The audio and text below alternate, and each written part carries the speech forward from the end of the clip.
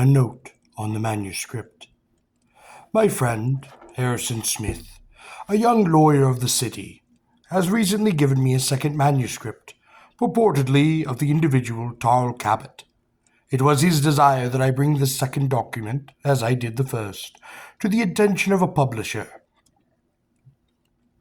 This time, however, because of the numerous claims of inquiries generated by the first manuscript, Outlaw of Gor, pertaining to various matters ranging from further alleged documentation for the existence of the Counter-Earth to disputes concerning the authorship of the manuscript, I have prevailed upon Smith to write something in the way of a preface to the second account, making clear in his own role in these matters and telling us a bit more about Tarl Cabot, whom I have never had the good fortune to meet in person. Signed, John Normon. Chapter 1. The Statement of Harrison Smith. I first met Tarl Cabot at a small liberal arts college in New Hampshire, where we had both accepted a first-year teaching appointment.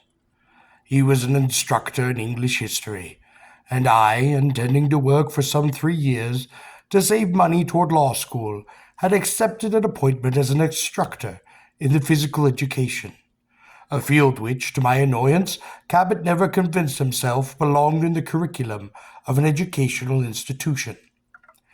We did hike a good deal, we talked and fenced, and I hoped had become friends. I liked the young gentle Englishman.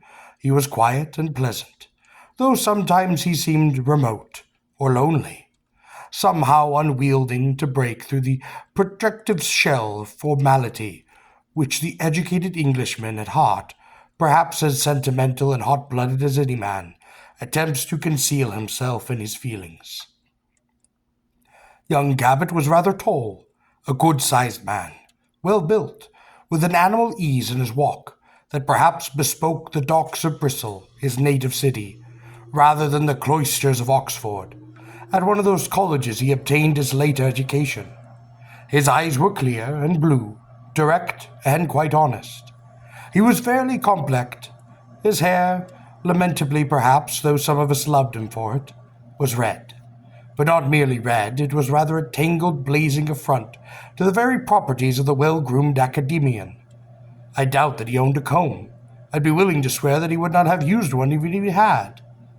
All in all, Tarl Cabot seemed to us a young, quiet, courteous Oxford gentleman, except for that hair. And then, even then, we weren't sure. To my consternation and that of the college, Cabot disappeared shortly after the conclusion of the first semester. I am sure that this is not of his own intention, for Cabot is a man who honors his commitments. At the end of the semester, Cabot, like the rest of us, was weary of academic routine and was seeking a diversion. He decided to go camping by himself in the nearby White Mountains, which were very beautiful then, in the white, brittle splendor of a New Hampshire February. I loaned him some of my camping gear, and I drove him into those mountains, dropping him off beside the highway. He asked me, and I am certain he was serious, to meet him at the same place within 3 days. I returned at the determined time, but he failed to keep that rendezvous. We waited several hours, and then returned at the same time the next day, but still he did not appear. Accordingly, then alarmed, I notified the authorities, and by afternoon a large-scale search was underway. Eventually we found what we supposed to be the ashes of his fire, near a large, flat rock, some 9 hours' climb from the highway. Our search otherwise was fruitless. Yet several months later I understand that Tarl Cabot stumped out of those same mountains, alive and well, but apparently under the stress of some emotional shock, which had accumulated in amnesia at least for the period during which he had been missing. He never did return to teach at the college, to the relief of some of his elder colleagues, who now confess that they thought young Cabot had never really fitted in. Shortly thereafter, I determined that I did not fit in either, and I left the college. I did receive a check from Cabot to cover the cost of my camping equipment, which he had apparently lost. It was a thoughtful gesture, but I wished instead that he had stopped to see me. I would have seized his hand I would have forced him to speak to me, to tell me what had happened. Somehow, unlike my colleagues at the school, I had found the amnesia account much, much too simple. It was not an adequate explanation. It couldn't be. How had he lived for those months? Where had he been? What had he done? It was almost 7 years after I had known Tarl Cabot at the college when I saw him upon the streets of Manhattan. By that time, I had long ago saved the money I needed for law school and had not taught for 3 years. Indeed, I was then completing my studies at the School of Law associated with one of New York's best-known private universities. He had changed very little, if at all. I rushed over to him, and without thinking, I seized him by the shoulder. What next? Well, it seemed almost too unbelievable to comprehend. He spun like a tiger, with a sudden cry of rage.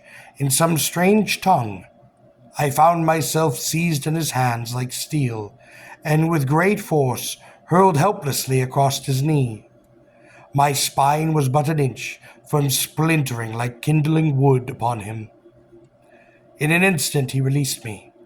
He apologized profusely, even before he recognized me, and in horror I realized that what he had done had been as much a reflex as the blinking of the eye or the jerking of a knee under a physician's hammer.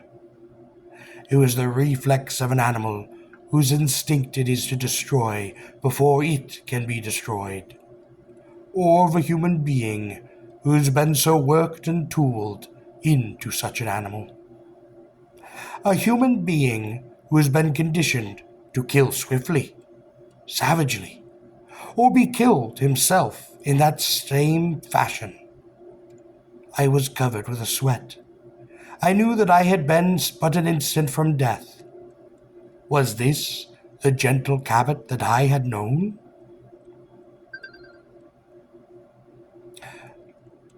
"Here's Sir Law," he cried. "Harrison Smith." He lifted me easily to my feet, his words rapid and quite stumbling, trying to reassure me. "Oh, I'm sorry," he kept saying. "Forgive me. Forgive me, old man." We looked at one another. He thrust out his hand impulsively, apologetically. I took it, and we shook hands. I'm afraid my grip was weak, and that my hand did shake a little. "I am really frightfully sorry," he said. There was a knot of people who had gathered, standing a safe distance away upon the sidewalk. He smiled, that ingenious boyish smile I remembered from New Hampshire. "Would you like a drink?" he asked. I smiled too. "I could use one," I said. In a small bar in Midtown Manhattan, little more than a doorway and a simple corridor, Tarl Cabot and I renewed our friendship. We did talk of a dozen things, but neither of us mentioned his abrupt response to my greeting, nor did we speak of those mysterious months in which he had disappeared upon those mountains of New Hampshire. In the ensuing months, my studies permitting, we saw one another quite often. I seemed to answer a desperate need for the human fellowship in that lonely man, and for my part, I was more than happy to count myself his friend. Unfortunately, perhaps his only friend. I felt that the time would come when Cabot would speak to me of the mountains, but that he himself would have to choose that time. I was not eager to intrude into his affairs, or his secrets, as this case might be. It was enough to be once more called his friend. I wondered upon occasion why Cabot did not speak to me more openly upon certain matters, why he so jealously guarded the mystery of those months in which he had been absent from the college. I know now why he did not speak sooner. He feared I would have thought him mad and would have left him. It was late one night, early February. We were drinking once more upon that small bar in which we had had our first drink, that incredible sunny afternoon some months before. Outside there was a light snow falling, soft as the colored felt in the lonely neon lights of the street. Cabot watched it, between swallows of his scotch. He seemed to be morose, moody. I recalled it was in February that he had departed from the college, years earlier. "Perhaps we'd better go home," I said. Cabot continued to stare out the window, watching that neon snow drift aimlessly down to the gray, trampled sidewalk. "I loved her," said Cabot, not really speaking to me. "Who?" I asked.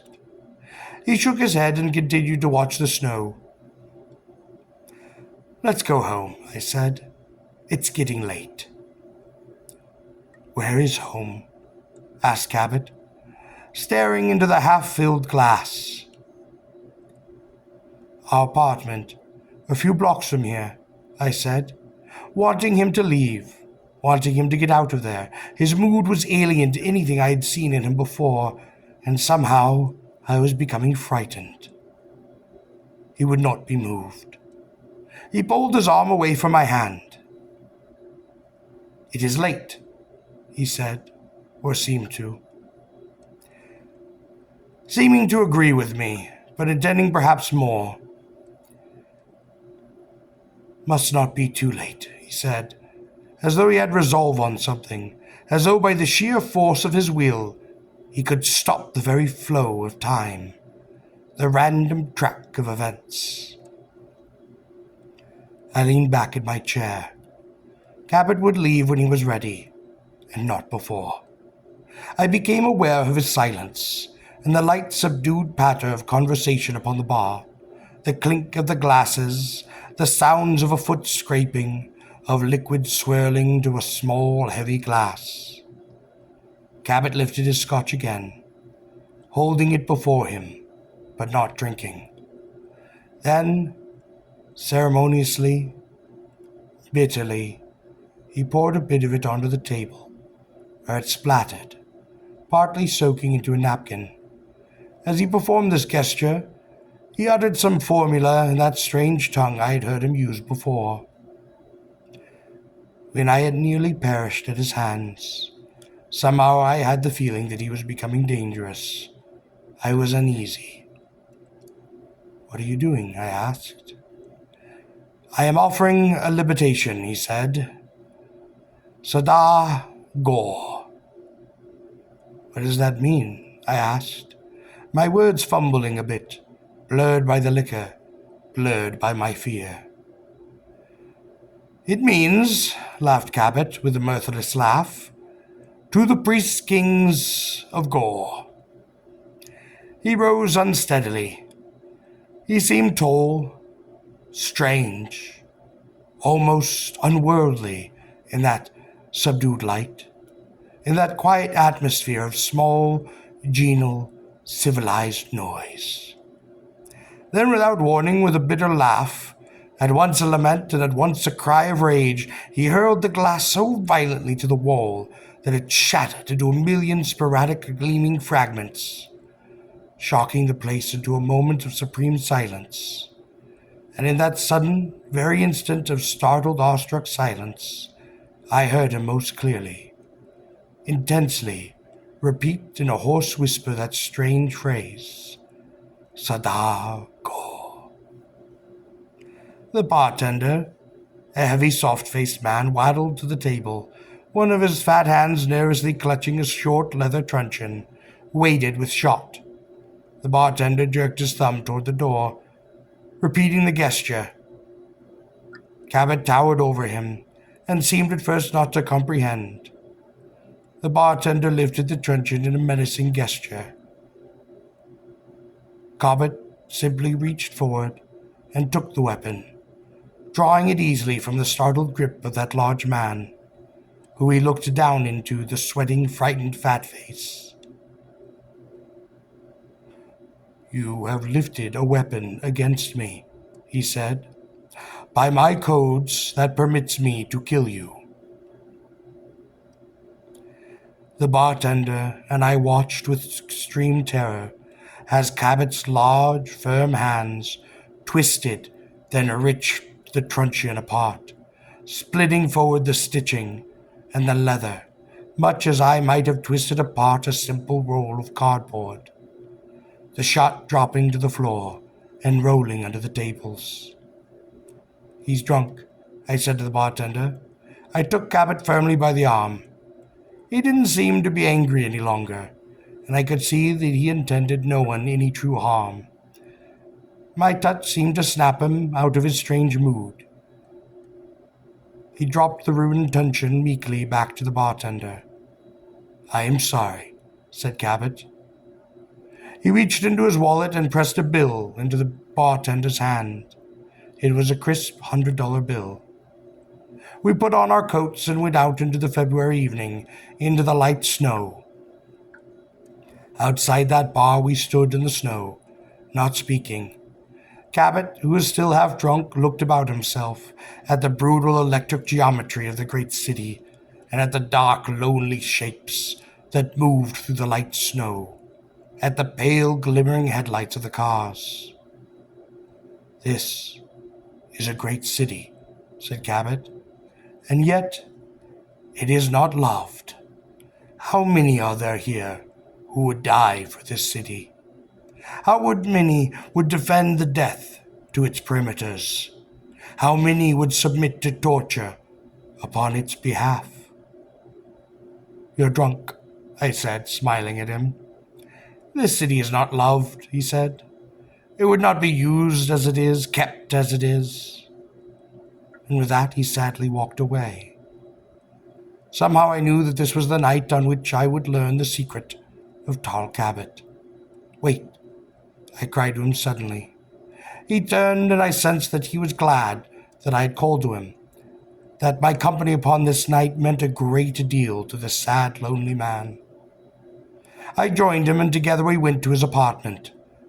First he put on a brew of strong coffee, an act for which my swirling senses were far more than grateful. Then, without speaking, he went into his closet, and he emerged, carrying a strong box. He unlocked this with a key, which he carried on his own person, and removed a manuscript, written in his own clear, decisive hand, and bound with twine. He placed the parcel of paper in my hands. It was a document pertaining to what Cabot called the counter-earth. It was the story of a warrior, of the surge of a city, and of the love of a girl. You know this as the Townsman of Gor. When shortly after dawn I had finished this account, I looked at Cabot, who all the time had been sitting upon the window, chin upon his hands, watching the snow fall. He was lost in the thoughts that I could scarcely conjecture. But slowly he turned, sensing my eyes, and faced me. "It is true," he said, "but you do not need to believe it." I don't know what to say. It could not, of course, be true, yet I felt that Cabot to be one of the most honest men that I had ever known. Then I noticed his ring, almost for the first time, though I had seen it upon his hand 1,000 times. It had been mentioned in the accounting. A simple ring of red metal, bearing the crest of Cabot. "Yes," said Cabot. He extended his hand. "This is that ring." I gestured to his manuscript. "Why have you shown me this?" I asked. "Because I want someone to know of these things, to know it was real," said Cabot simply. I arose, now conscious of the first time of a lost night of sleep, the effects of our drinking, and of the several cups of the bitter coffee. I smiled wryly. I said, I think I had better go." "Of course," said Cabot. He helped me with my coat, and upon the doorway he held out his hand. "Goodbye," he said. I, I will see you tomorrow, I said. No, he said. No, tomorrow I am going again into the mountains. It was February. It was his time. The time that he had disappeared 7 years ago. I was shocked into a clear consciousness. Please, don't go, I said. I am going. He spoke softly. Let me come with you, I said. No, he said. I may not come back. We shook hands, and I had the strange feeling that I would never see Tarl Cabot again. My hand was clenched firmly upon his, and his upon mine. I had meant something to him, and he to me. And now, as simply as this, it seemed that friends might part forever, never to see or talk to one another again. I found myself in the bleak white hallway outside his apartment, blinking at the exposed bulb in the ceiling. I walked for some hours, in spite of my fatigue, thinking, puzzling about these strange things of which I had heard. Then suddenly I turned and literally ran back to his apartment. I had left him. I had left my friend. To what I had no idea. I rushed to the door. I pounded upon it with my fists, but there was no answer. I kicked, and upon splintering that lock from the jamb, I entered. Tarl Cabot was gone. On the table, in that small furnished apartment, was the manuscript I had read. The Long Night, with an envelope fastened under the twine. The envelope bore my name, and it bore my address. Inside was the simple note, for Harrison Smith, should he care to have it. In dismay, I left the apartment, carrying that manuscript, hugging it to my chest, the pamphlet that was subsequently published as Townsmen of Gor. That and memory were all that remained of my friend, Tarl Cabot. My examinations came. They were successfully completed. Later, following more examinations, I was admitted to the bar in the New York State, and I entered one of the immense law offices in the city. I was hoping to obtain eventually enough experience and enough capital to open a small practice of my own.